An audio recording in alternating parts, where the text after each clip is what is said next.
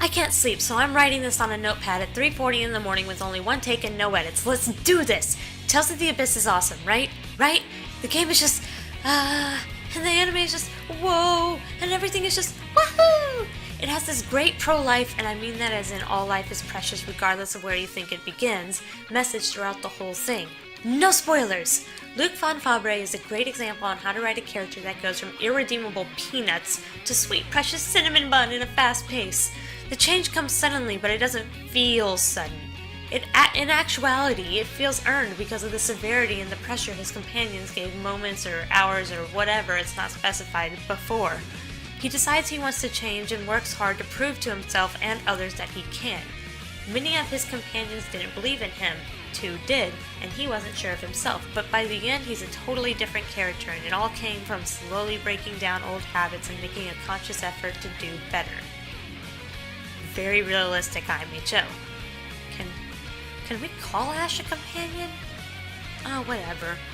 Quantum was convinced that Luke was a villain until the big twist happened, and Luke began his road to redemption. Vegeta and Zuko got nothing on this precious child! Of course I'm biased because I'm currently obsessed with Tales of the Abyss and not Dragon Ball or Avatar, so if it's not obvious, take all extreme stances I take with a grain of salt. It's 3:46 in the morning. The anime does a fantastic job of getting the entire story of the game out without missing any important plot points, without being too stale or unoriginal. Run-on sentences of fun. Without...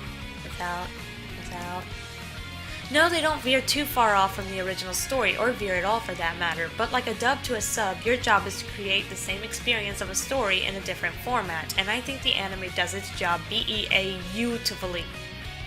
Still not sure what the anime's quality is like outside of playing the game, but my experience with the game tells me that the experience is very close. Maybe not exact, but very close. The way they mix the skits with the voice-acted parts of the story to the anime to form a solid conversation is just amazing, IMHO. The music is great too, with what I assume to be original music, with what I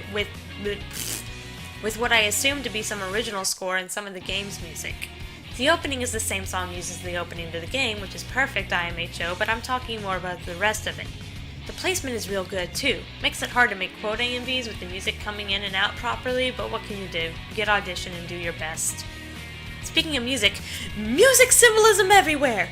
Ion's staff is a tuning fork, the score, libretto, largo, sync, resonance, it's all music! Makes me think of Eternal Sonata now that I typed that out. Oh well, whatever, music! Speaking of Luc Von Fabre's development, I know we dropped that a while ago, but this thought just came to mind. At the beginning he's really annoying, and normally I would hate to play a game with a character like this, but the constant sass and agitation from the other characters makes it worth it. No one, and I mean no one, lets Luke get away with his pistachio behavior. I like the way Colonel Jade Curtis handled it the best, personally. So much sass. More sass than Goku at his sassiest,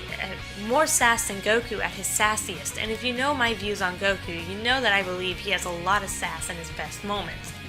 Or would it be worse moments? Oh well, I'm writing this at 4:03 in the morning. Who cares? It doesn't stop there though. Whenever Luke looks like he's gonna go emo on us, Guy, or someone else, but mostly Guy, steps in and... what's the opposite of literally? Oh yeah, figuratively smacks him on the head.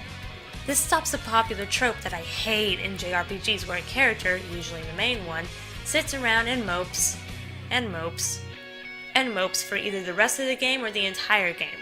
When Luke is moping, we don't see most of it, we see the other character's perspective of what's going on. Speaking of tropes, at first glance, and I think this goes for most if not all Tales of games, it appears that everything is predictable. Well, what's that rule of writing? Whenever your audience thinks they know what's going on, that's the perfect time to prove them wrong. Tales of takes that to the extreme in most of its games, and especially in Abyss, IMHO.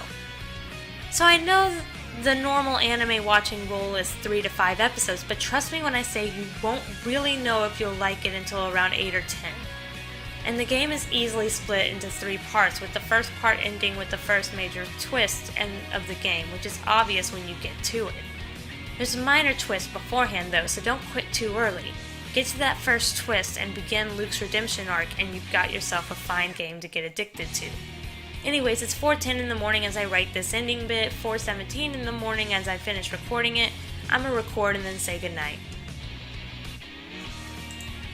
Good night.